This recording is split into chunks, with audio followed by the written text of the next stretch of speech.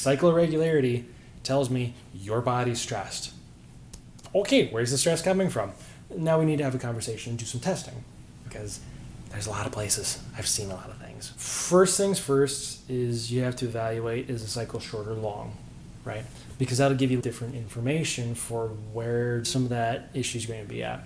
But when it comes to an irregular cycle, I've seen a lot of different things affected.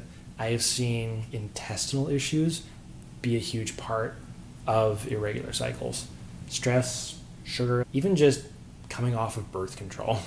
Again, all these things have seriously affected a cycle, but I've also seen it to where, doc, I had to take birth control to regulate my cycle. Okay, that tells me again a lot of where the issue is at. But you have to look into a couple of different areas. Are we having a production of hormone problem? Does the body have enough resources, or are the resources being taken up another direction, like an immune response? So we go back to the gut.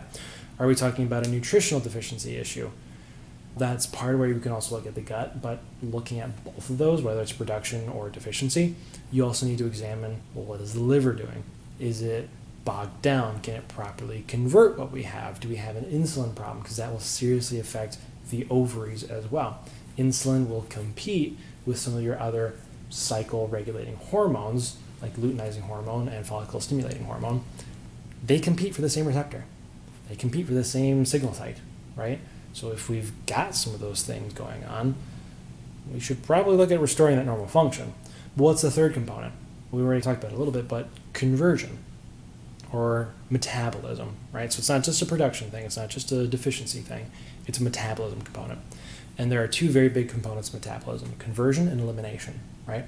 If your body can convert but it can't eliminate, you have a backup of cycle-like signals.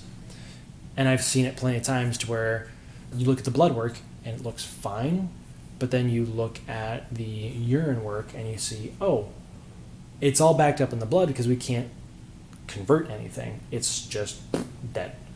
But then I've also seen it to where it looks low in the system, but it's really highly getting eliminated. So the body's just burning through the resource, right? If you just add more hormone to it, it's like you have a bathtub and you've got 7 drains, right? And you plug up 4 of the drains and you try to add more water. You're going to eventually overfill the bathtub doing that, which can cause a lot of damage to the house. If all 7 drains are open, it doesn't matter how much hormone you throw in or how much water you throw in, it's going to get drained right out and you're not going to get any benefit. So you have to look at the production. You have to look at the conversion, right? And you have to look at whether you have a deficiency, just nutritionally speaking, or resource demand wise. It's a bit of a fudgy answer because there's a lot of different directions it comes from.